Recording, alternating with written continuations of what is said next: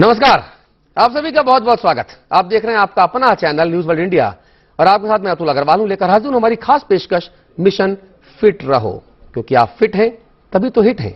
आज हम बात करेंगे न्यूरो से जुड़ी परेशानियों की, तो चलिए करते हैं शुरू मिशन फिट रहो।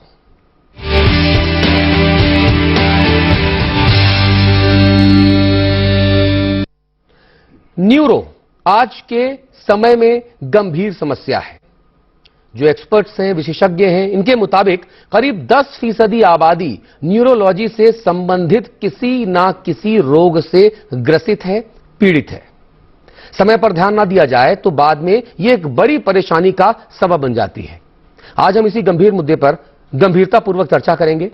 इस दौरान हमारे साथ स्टूडियो में मौजूद रहेंगे जाने माने neuro specialist doctor Mukesh Pandey साहब, जिनसे आप सवाल पूछ सकते हैं। हमारी फोन लाइन भी हम आपके लिए खोल चुके हैं और आप जहां मेरा हाथ है इसके नीचे आप देख पा रहे हैं फोन नंबर्स।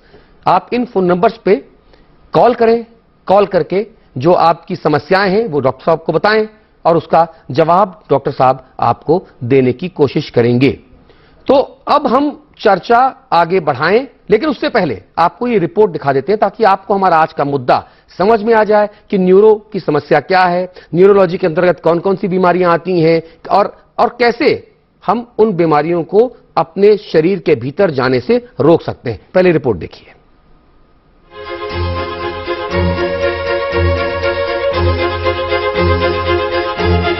आज की भागम भाग भरी जिंदगी ने इंसान की सेहत पर बुरा असर डाला है। इसी का नतीजा है कि कई गंभीर बीमारियों ने लोगों की जिंदगी खतरे में डाल दी है। न्यूरो की समस्या भी इसी का हिस्सा है। विशेषज्ञों के मुताबिक करीब 10% आबादी न्यूरोलॉजी से संबंधित किसी न किसी रोग से पीड़ित है। समय पर ध्यान नहीं दिया जाए तो बाद में ये बड़ी परेशानी का सबब बन जाती है। न्यूरो से संबंधित किसी भी बीमारी के कुछ लक्षण भी हैं। न्यूरो के लक्षण: सिर में दर्द बना रहना, मिर्गी आना, साइटिका में दर्द, ब्रेन स्ट्रोक होना, माइग्रेन की समस्या, याददाश्त कमजोर होना। ये तमाम परेशानियां न्यूरोलॉजी से संबंधित हैं।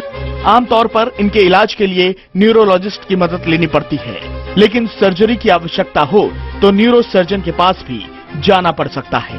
दवाओं से न्यूरो रोग ठीक न हो पाने की स्थिति में न्यूरो सर्जरी करना जरूरी हो जाता है। जी, और देखिए फोन लाइन खुलते ही हमारे पास जो हमारे दर्शक हैं अब उनके फोन कॉल्स आना शुरू हो गए हैं। प्रदीप कुमार हमारे साथ हैं, आप अहमदाबाद से हमें फोन कर रहे हैं। प्रदीप भाई अपनी बात कहिए, क्या आपको दिक्कत है, क्या आप जानना चाहते हैं? डॉक्टर मुकेश पांडे हमारे साथ हैं, आप उनसे पूछ सकते हैं। सर ये मैं अपनी वाइफ के लिए पूछना चाहता हूँ। जी पूछिए सर। हाँ सर, मैं अपनी आप टीवी की आवाज सुनिए। आप सबसे पहले प्रदीप भाई अपनी टीवी की आवाज एकदम कम कर दीजिए। आप फोन पे हमसे बात कीजिए और टीवी की आवाज अपने परिवार वालों को सुनने दीजिए, क्योंकि आप जब टीवी की आवाज सुन के हमसे बात करेंगे तो हम ठीक से बात नहीं हो पाएगी हमारे आपके बीच। अच्छा सर, अच्छा है ना, तो आप टीवी की मत सुनिए, हमारी आवाज सुनिए फोन पे। जी अब कहिए। मेरी वाइफ के लिए पूछ रहा था। हाँ, उसको हर 15 दिन में माइग्रेन का स्ट्रोक आता है और इतना दर्द होता है। फिर हम लोग उसको वो गोली देते हैं तो पैरासीटामोल, तो 2-3 दिन फिर भी वो दर्द तो रहता ही है और ये पिछले 4 साल से हो रहा है। डॉक्टर साहब कैसे हेल्प करेंगे अपन इनकी? पहले तो मैं जानना चाहूंगा कि उनकी उम्र कितनी है, आपकी जो पत्नी है उनकी उम्र कितनी है? क्योंकि 54 की। ये बहुत ही अनकॉमन है सर कि 50 इयर्स की एज में उनको माइग्रेन शुरू हुआ हो। ये थोड़ा सा अनकॉमन है। जो माइग्रेनियर्स होते हैं उनका माइग्रेन यूजुअली अर्ली एज में शुरू हो जाता है। मैं नहीं जानता कि आपने उनके कुछ स्कैन्स वगैरह कराए हैं या नहीं, सीटी स्कैन या दिमाग का MRI कराया है या नहीं। बट अगर ये प्रूवन माइग्रेन है तो इसमें समझना पड़ेगा कि माइग्रेन को जड़ से समाप्त करना पॉसिबल नहीं है, इसको कंट्रोल करना होता है, जिसमें सबसे इंपॉर्टेंट फैक्टर होता है, दवाइयों से भी ज्यादा इंपॉर्टेंट होता है कि हम लाइफस्टाइल मॉडिफिकेशंस करें। माइग्रेनियर्स को किसी तरह का स्ट्रेस माइग्रेन प्रेसिपिटेट कर सकता है। वो स्ट्रेस, नींद पूरी ना होना या कहीं लंबी ट्रेवल करना, भूखे रह जाना, तो ये किसी भी तरह के स्ट्रेस, उनकी लाइफ शुड रन, उनकी लाइफ एकदम यूनिफॉर्म चलनी चाहिए। अच्छा, संवा रानी हमारे साथ हैं, एक और कॉलर जुड़ गई हैं राजधानी दिल्ली से। जी समझिए, अपनी बात कहिए प्लीज। हाँ नमस्कार डॉक्टर साहब। नमस्कार जी। हाँ डॉक्टर साहब, मेरी ना एक तो सिर में बहुत दर्द रहता है पीछे की तरफ, और आगे भी बहुत दर्द रहता है और मुझे नसों में बहुत प्रॉब्लम है। मुझे डॉक्टर साहब ने कई बार नसों की दवाइयां दी। मुझे क्रम्स आते हैं मेरे पैरों में, घुटनों में, हाथ कंधों में बहुत पेन रहता है, कमर में बहुत दर्द रहता है। तो बहुत बार दवाइयां दी लेकिन मुझे सूट नहीं करती, हर बार रिएक्शन हो जाता है मुझे दवाइयों से। नसों की बहुत दवाइयां दे चुके हैं वो और स्पेशलिस्ट को भी दिखा चुकी हूँ, लेकिन हर बार ही ना मेरे को रिएक्शन हो जाता है मेडिसिन जी से। जी। तो मैं बहुत ज्यादा परेशान हूँ। मैंने आपकी बातें सुनी, आपको गर्दन के पीछे की तरफ, कंधों में और शायद हाथों में, कमर में और पैरों में दर्द रहता है।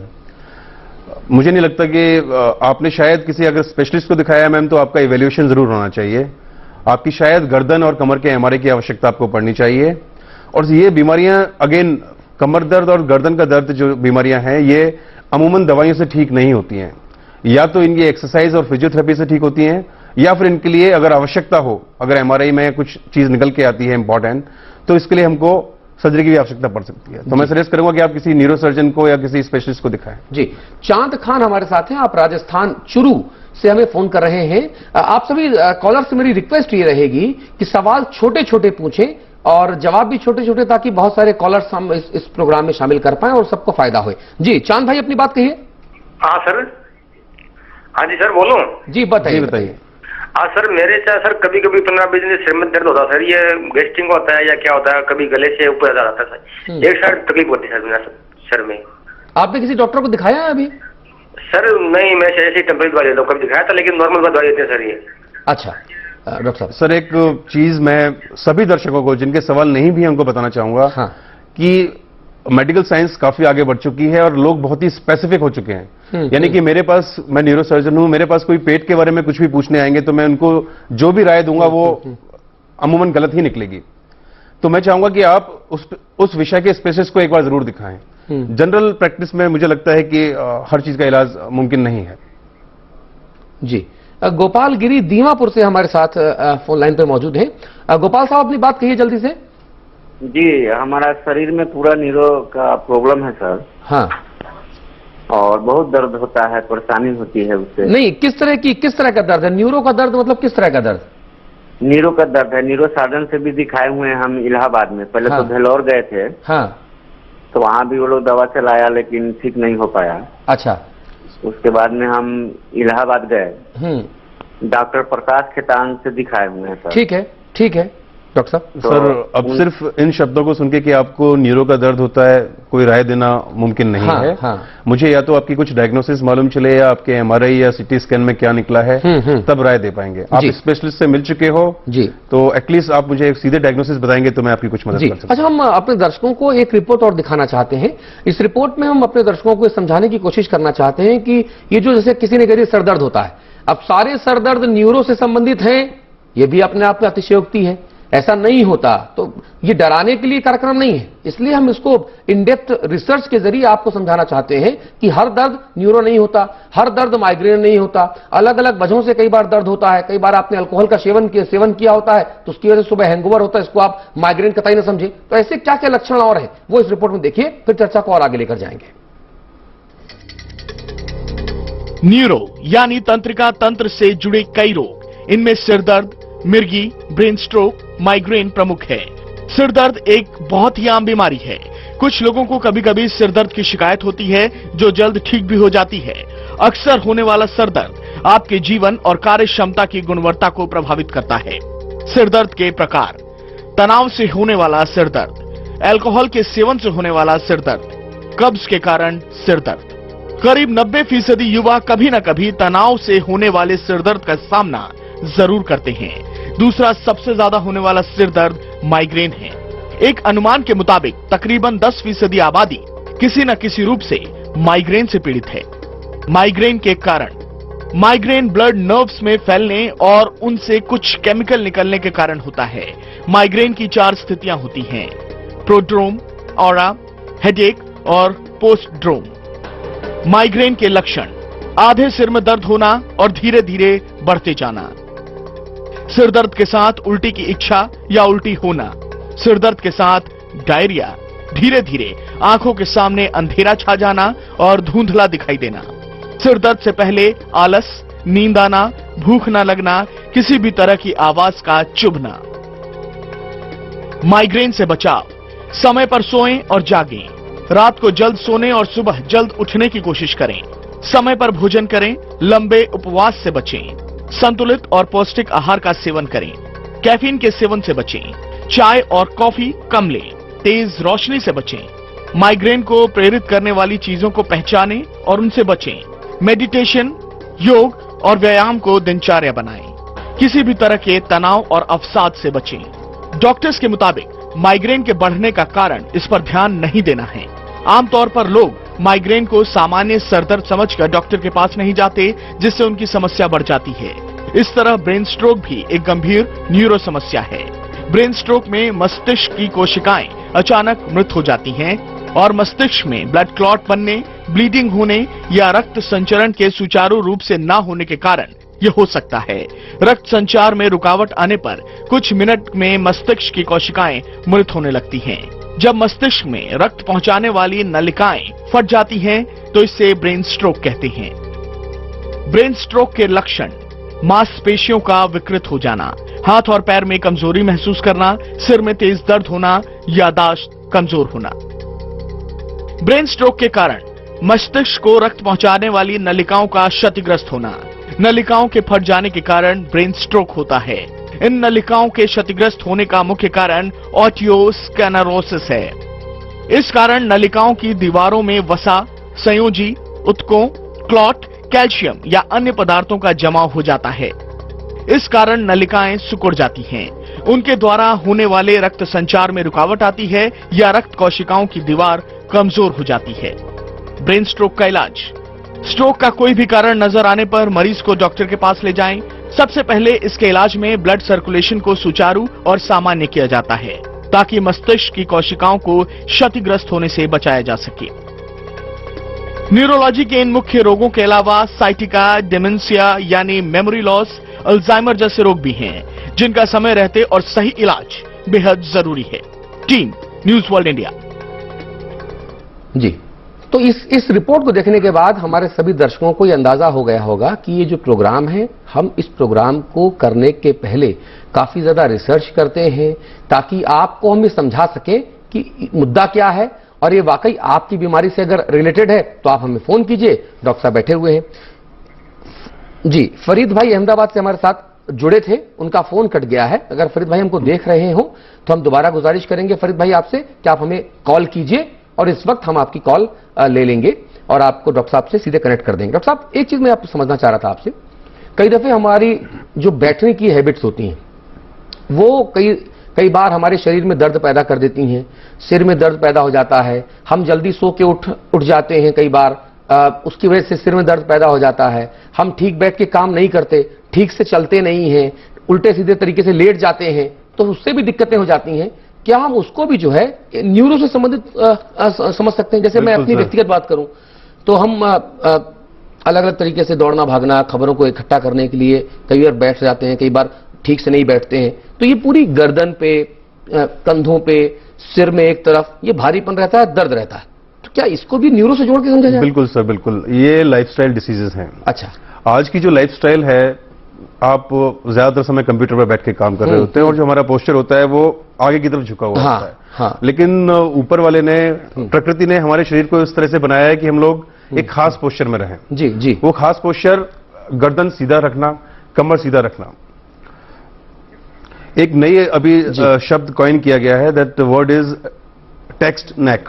जी, हम लोग मोबाइल पे जब देख रहे होते हैं तो हाफ द टाइम्स जब भी हम मोबाइल पे काम कर रहे होते हैं तो हमारी गर्दन जो है वो नीचे की तरफ काफी झुकी हुई रहती है। बतख की तरह वो आप ऐसा घुस जाते हैं उस मोबाइल फोन के आईपैड के भीतर, कई बार ऐसा होता है। इस पोजीशन में हमारी गर्दन को जिस नॉर्मल पोजीशन में उसको वेट बियर करना चाहिए, आप ये समझ के चलिए कि फ्लेक्स पोजीशन में, आगे की तरफ झुकी पोजीशन में आप करीब 18 पाउंड का वेट सर पे रख के चल रहे हो हमेशा, ये उसके बराबर है। हाँ। और इसकी वजह से बहुत सारी गर्दन की डिस्क की प्रॉब्लम्स लोगों को होती है। इस बात को हम और आगे बढ़ाएंगे। इस वक्त हमारे साथ दो कॉलर जुड़े हुए हैं, नोएडा से चंद्रा हैं और यमुनानगर हरियाणा से मुकेश हैं। पहले चंद्रा जी जल्दी से अपनी बात कहिए। सर नमस्कार। नमस्कार भाई साहब। सर मेरे माथे पे, सर सामने पे, दोनों बाहों के बीच में सर टिप टिप के दर्द होता है सर, सिर में दर्द बना रहता है सर पिछले 4-5 दिन से। अच्छा डॉक्टर साहब।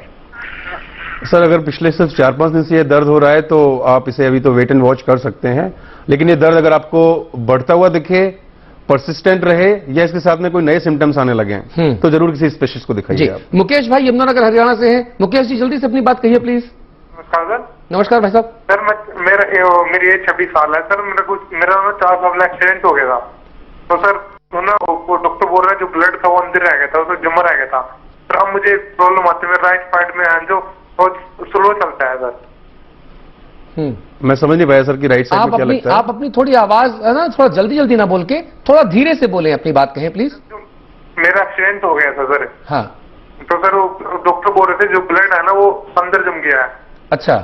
तो सर अब उसकी वजह से अब मैं लिख नहीं पाता, मैं स्टूडेंट हूँ। हाँ। मैं लिख नहीं पाता, स्पीड स्लो चलता है मेरा। अच्छा सर, ये बेसिकली क्लॉट की वजह से आपका स्लो नहीं चलता है। जिस समय आपको चोट लगी थी उस समय आपके दिमाग का कुछ भाग डैमेज हुआ है और वो निश्चित रूप से जिस साइड से आप राइट साइड को आप कंट्रोल करने वाला पार्ट डैमेज हुआ होगा। ये समय के साथ धीरे धीरे सुधर रहा होगा, आपने देखा होगा, और ये आगे भी सुधरेगा। इसमें सिर्फ आपको फिजियोथेरेपी की आवश्यकता है सर। जी डॉक्टर साहब, हम उसी बात पे सवाल पे वापस लौटते हैं जो हमने बैठने के पोस्चर पे बात शुरू की थी। आप उसी बात को प्लीज अपना आगे बढ़ाइए। तो जो मैं कह रहा था कि जो मोबाइल पे हम नीचे की तरफ देख के काम करते हैं वो इस बराबर है जैसे हमने अपनी गर्दन पे 18 पाउंड का वेट रखा हुआ हो। जब आगे की तरफ एंगल जुड़ जाता है तो हमारी मांसपेशियों को और गर्दन की हड्डियों को उस वजन को संभालने के लिए काफी ज्यादा मशक्कत करनी पड़ती है, जिसकी वजह से गर्दन के दर्द और डिस्क की प्रॉब्लम्स बहुत ज्यादा हो रही हैं। और जो कंप्यूटर प्रोफेशनल्स हैं, मुझे लगता है कि आजकल के नौजवान हमेशा कंप्यूटर्स पे बैठे रहते हैं, तो उस पोजीशन में अगर आपकी स्क्रीन जो है वो एक सेट लेवल पर नहीं है तो again you are stressing your neck. अच्छा, अमरजीत ठाकुर एक दर्शक हमारे साथ असम से जुड़ रहे हैं। अमरजीत जी अपनी बात कहिए। सर मुझे ना हमेशा लेफ्ट साइड का ये जो नस है ना कान के ऊपर, उसमें हमेशा ये दर्द होते रहता है। अच्छा, अगर कमर से आपको अमरजीत जी दर्द पैर की तरफ जा रहा है तो आप मान के चलिए कि आपको डिस्क की प्रॉब्लम हो गई है। आप किसी स्पेशलिस्ट को दिखाइए, न्यूरोसर्जन को या ऑर्थोपेडिक सर्जन को, और अपना एमआरआई आपको एक कराना पड़ेगा। जी डॉक्टर मुकेश पांडे, आप भी मोबाइल आपके पास है, मैं चाहूंगा आप अपना मोबाइल आप अपने हाथ में लें और हमारे दर्शक देख पाएं कि जब मोबाइल हम यूज करें तो हम किस पोस्चर में बैठें और किस तरीके से मोबाइल को पकड़ें, ये बहुत जरूरी है। डॉक्टर साहब देखिए सर, मोबाइल अगर मैं ऐसे पकड़ रहा हूं तो मैं अपनी गर्दन को आगे की तरफ मोड़ रहा हूं और मेरी गर्दन उस तरीके से काम करने के लिए नहीं बनी है। जी, हम जितना गर्दन सीधा रख के काम कर सकते हो उतना बेहतर है। नहीं, फिर अब जिस तरीके से आप मोबाइल पकड़े हुए हैं, मैं अपनी एल्बो सपोर्ट करूंगा। मैं अगर नीचे की तरफ जिस तरीके से आप मोबाइल पकड़े हुए हैं उस तरीके से सामना जो व्यक्ति है उसको आपके ऊपर शक हो जाएगा कि आप मोबाइल देख रहे हैं या उसका वीडियो बना रहे हैं। सर, ये भी अपने आप में एक दिक्कत है। सर मैं सोशल और मेडिकल इश्यूज को सेपरेट करूंगा। हाँ। कि ये शक आपको दूर करना है या अपनी गर्दन को रिस्क में डालना है, ये आपको डिसाइड नहीं, मैं आप समझना चाह रहा हूं, समझ सकता हूं कि ऐसा कोई तरीका जिससे हम अपने आप को स्वस्थ रख सके इस बीमारी से। गर्दन को आगे की तरफ झुकने से हमें रोकना ही होगा।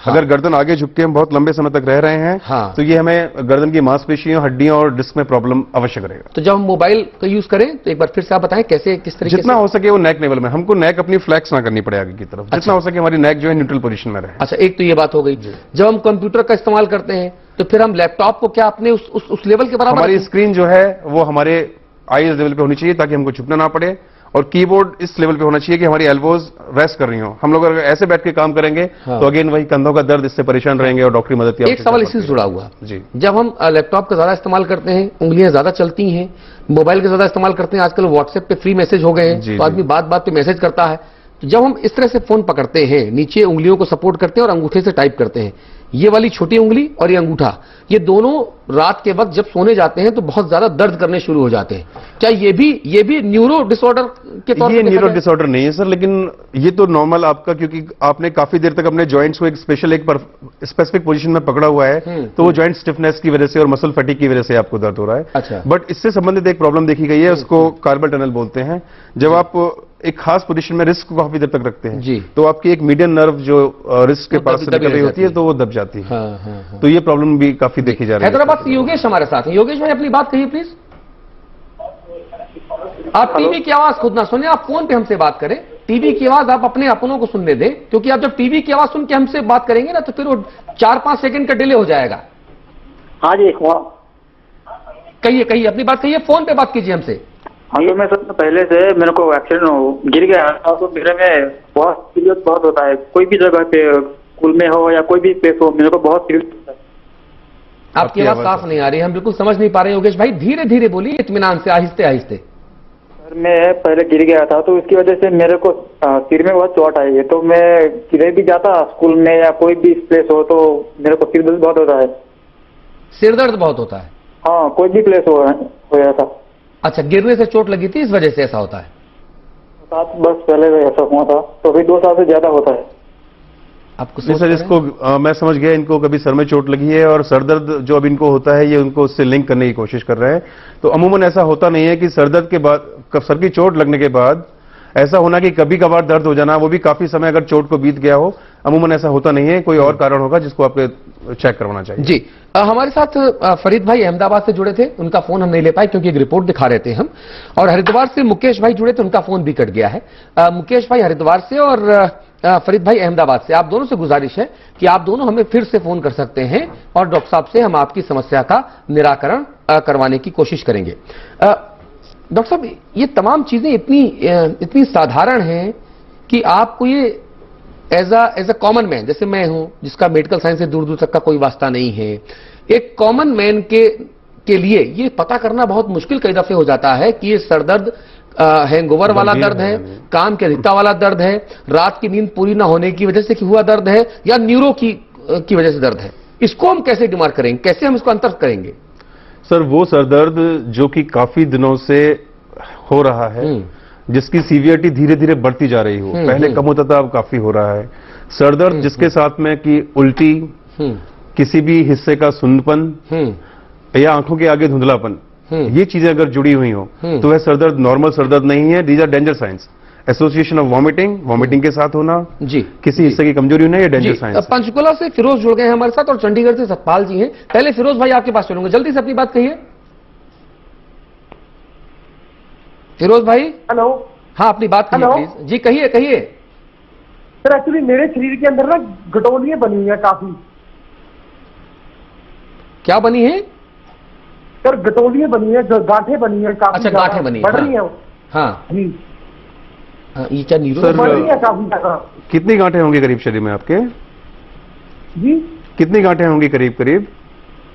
सर बहुत ज्यादा है, बहुत ही ज्यादा, बहुत ज्यादा। वो बढ़ रही है और दुखती है अब तो ज्यादा। सर मैं क्योंकि आपको देख नहीं पा रहा हूं तो मैं कह नहीं सकता कि बहुत सारी बीमारियां ऐसी होती हैं जिनमें गांठें बन जाती हैं। स्पेशली न्यूरोफाइब्रोमेटोसिस एक प्रॉब्लम होती है जिसमें छोटी छोटी लटकी हुई गांठें पूरे शरीर पे बन जाती हैं। अगर उस तरह की हैं गांठें तो उसका मैं आपको बहुत साफ साफ कहूंगा कि कोई इलाज पॉसिबल नहीं है। अच्छा, और कई बार डॉक्टर साहब गांठों को कैंसर से जोड़ के भी लोग देखते हैं। गांठें सर बहुत तरह की होती है। इनके साथ ऐसा है? इनके साथ ऐसा कह रहे हैं हम, भी डिस्क्लेमर पहले लगा दें कि हम फिरोज भाई आपके मुतालिक बात नहीं कर रहे हैं, हम जनरल बात कर रहे हैं। जी जी, कोई भी गांठ बहुत तरह की होती है। गांठ is a form of A tumour. Okay. और वो tumours can be benign, they can be cancerous. अच्छा, तो कोई गांठ अगर बहुत दिनों से एक ही साइज में पड़ी हुई है, बढ़ नहीं रही है उसमें और बहुत हार्ड नहीं है, तो अमूमन मान के चलिए कि वो नॉर्मल गांठ होगी, शायद जांचों की आवश्यकता अच्छा, नहीं। चंडीगढ़ से सतपाल साहब हमारे साथ हैं, हमारे आखिरी दर्शक हैं। सतपाल भाई अपनी बात कहिए। डॉक्टर साहब नमस्कार। नमस्कार भाई साहब। सर 2005 में मेरा ना एक्सीडेंट हो गया था। तो मेरे राइट साइड में सिर में जो है चोट लगी थी। मैंने पीजीआई से वैसे इलाज भी करवाया था। जी ना, याददाश्त में बड़ा फर्क पड़ गया। याददाश्त कमजोर होगी। पीजीआई वाले बोल रहे कि ऐसी कोई दिक्कत वाली बात नहीं है। सर की चोट में जितना डैमेज हो जाता है वो धीरे धीरे अपने आप ही सुधरता है। न्यूरोसर्जन का काम सिर्फ इतना होता है कि उस समय अगर आपको जान बचाने के लिए अगर क्लॉट काफी बड़ा है तो उस समय में कुछ करना पड़ सकता है। बाकी इन चीजों के लिए आपको अपना थोड़ा सा खाना पीना ठीक रखिए। मतलब ये अपने आप ही धीरे धीरे सुधरना है। जो रह जाता है वो रह ही जाता है। ब्रेन के साथ यही प्रॉब्लम है। डॉक्टर साहब, हमारी चर्चा का जो वक्त है वो खत्म हो चुका है। मुझे समझा दीजिए चलते चलते बहुत संक्षेप में 30-40 सेकेंड्स में कि हम क्या करें क्या ना करें कॉमन मैन के लिए। देखिए, मैं एक चीज जरूर लोगों से कहना चाहूंगा, 2 चीजें इनफैक्ट जो हम लोग बहुत कॉमनली देखते हैं और जो कि प्योरली प्रिवेंटेबल और अवॉइडेबल हैं। जी। One is wearing a helmet.